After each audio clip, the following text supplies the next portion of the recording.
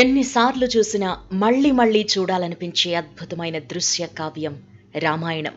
ఈ ఇతిహాస కథతో ఇప్పటికే పదుల సంఖ్యలో సినిమాలు, సీరియల్స్ వచ్చాయి. అయినా కానీ మళ్ళీ కొత్తగా సినిమాను, సీరియలో వస్తోంది అంటే అమితాసక్తితో ఎదురు చూస్తూ ఉంటాం.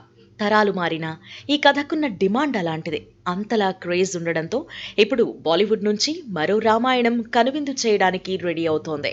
గతేడాది వచ్చిన ఆదిపురుష్ నిరాశపరిచినప్పటికీ అంతకు మించి అనేలా తీయడానికి సిద్ధమయ్యాడు బాలీవుడ్ డైరెక్టర్ నితీష్ తివారీ. రీసెంట్గా హనుమాన్ మూవీ సూపర్ సక్సెస్ అవ్వడంతో బాలీవుడ్లో రామాయణం మరోసారి ట్రెండింగ్లోకి వచ్చేసింది. తాజాగా ఈ మూవీ గురించి ఓ క్రేజీ న్యూస్ చక్కర్లు కొడుతోంది.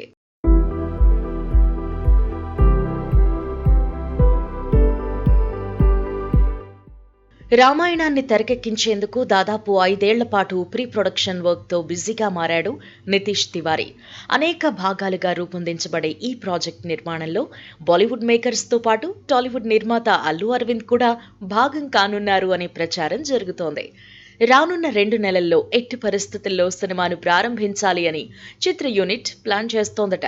ఇక తొలి పార్ట్లో సీతారాముల బంధాన్ని ఎస్టాబ్లిష్ చేసి క్లైమాక్స్లో లంకాధిపతి రావణుడిని చూపించనున్నారట. రెండో భాగంలో సీతాపహరణం, రామ రావణ యుద్ధం, మూడో పార్ట్లో లవకుశల జననం, ఇలా రామాయణ కథను మొత్తం చూపించబోతున్నారట.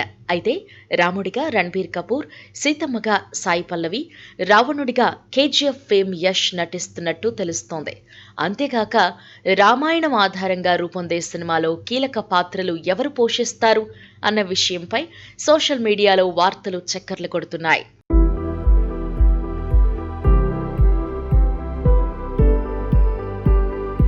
నితీష్ తివారీ తెరకెక్కించనున్న రామాయణంలో ప్రధాన పాత్రలకు నటుల ఎంపిక పూర్తయినట్టు లీకులొస్తున్నాయి.